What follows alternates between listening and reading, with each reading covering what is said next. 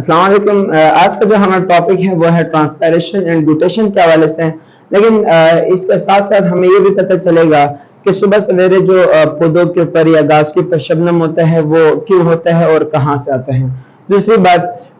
کہ پلانٹس میں یعنی باغات کی جو ہوا ہوتی ہے وہ ہمیں ٹھنڈی کیوں لگتی ہے باقی ہوا کے مطابق یا مقابلے میں۔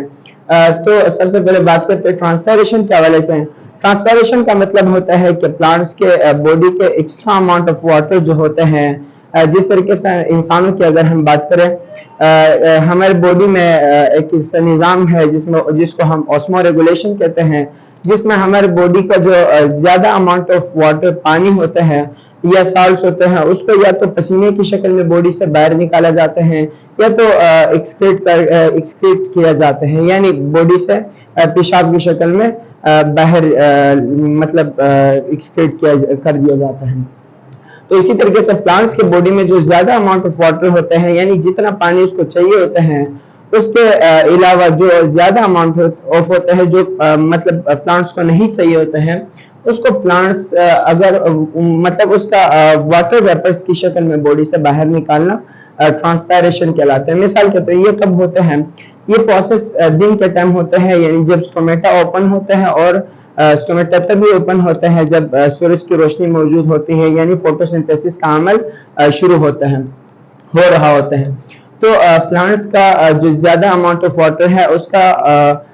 واٹر ویپرز کی شکل میں نکلنا، آبی بخارات کی شکل میں نکلنا ٹرانسپیریشن کہلاتے ہیں۔ انہی ابھی بخارات کی وجہ سے ہمیں باغات کی جو ہوا ہوتی ہے وہ ٹھنڈی لگتی ہے۔ مثال کے طور پر اگر ہم باغ میں بیٹھے ہو یا باغ کے سامنے والے علاقے میں بیٹھے ہو، یعنی باغ کے آگے بیٹھے ہو، تو جو پلانٹ سے جو واٹر ہوتا ہے، جو پانی ہوتا ہے، یہ جیسے پلانٹس اپنے باڈی سے باہر نکالتے ہیں تو سورج کی روشنی کی مدد سے یہی ڈراپس، یہی پانی جو ہوتا ہے وہ آبی بخارات میں بدل جاتے ہیں، جس کو ہم واٹر ویپرز کہتے ہیں۔ اب یہ واٹر ویپرز جیسے ہوا میں، وہی ہوا جس میں واٹر ویپرز موجود ہوتے ہیں، یہ جیسے ہمارے اوپر لگتی ہے، ہمیں باڈی پر مطلب ٹھنڈا فیل ہوتا ہے انہی واٹر ویپرز کے ذریعے سے۔ تو دوسرا ہے ہمارے پاس گوٹیشن کا پروسیس۔ گوٹیشن ایک ایسا پروسیس ہے جس میں جو پلانٹس کا زیادہ اماؤنٹ آف واٹر ہوتا ہے وہ پانی کی شکل میں باڈی سے باہر نکل رہا ہوتا ہے۔ اب یہ پروسیس جب سٹومیٹا بند ہوتا ہے، یعنی رات کے ٹائم، یعنی جب فوٹوسنتھیسس کا عمل نہیں ہو رہا ہوتا، رات کو سٹومیٹا بند ہوتا ہے، تو رات کے ٹائم جو پلانٹس کا ایکسٹرا اماؤنٹ آف واٹر ہوتا ہے وہ باڈی سے پانی کی شکل میں نکلتا ہے، یعنی لیکوڈ کی شکل میں نکلتا ہے،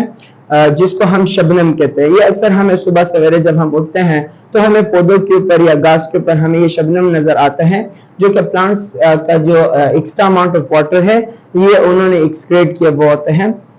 جس کو ہم شبنم کہہ رہے ہوتے ہیں۔ اب ٹرانسپیریشن اور گوٹیشن میں جو ڈفرنس ہے وہ یہ ہے کہ ٹرانسپیریشن کا جو پروسیس ہے وہ سٹومیٹا کے تھرو ہو رہے ہوتے ہیں، یعنی جو آبی بخارات ہیں وہ سٹومیٹا کے ذریعے سے باڈی سے باہر نکل رہے ہوتے ہیں، اور گوٹیشن کا جو پروسیس ہوتا ہے وہ رات کو سٹومیٹا بند ہوتا ہے تو لیوز کے مارجن میں، یعنی جو اس کا مارجن ہوتا ہے، جو یعنی یہ بالکل اس کا جو آؤٹر لیئر ہوتا ہے مارجن، یعنی پتوں کا جو جیسے یہ میں نے بنایا ہوا ہے یہاں پہ، ان مارجنز میں ان کے پور، اسپیشل پورز موجود ہوتے ہیں، یعنی چھوٹے چھوٹے سے سوراخ موجود ہوتے ہیں، ان کو ہم ہائیڈاٹورز کہتے ہیں۔ انہی ہائیڈاٹورز کے ذریعے سے یہ جو شبنم ہوتا ہے یا لیکوڈ کی شکل میں جو مطلب پانی ہوتا ہے، یہی ان کا باہر جا رہا ہوتا ہے۔ تو آج کا ٹاپک ہمارا یہی تک تھا، انشاءاللہ پھر ملتے ہیں نیکسٹ ویڈیو میں۔ اللہ حافظ۔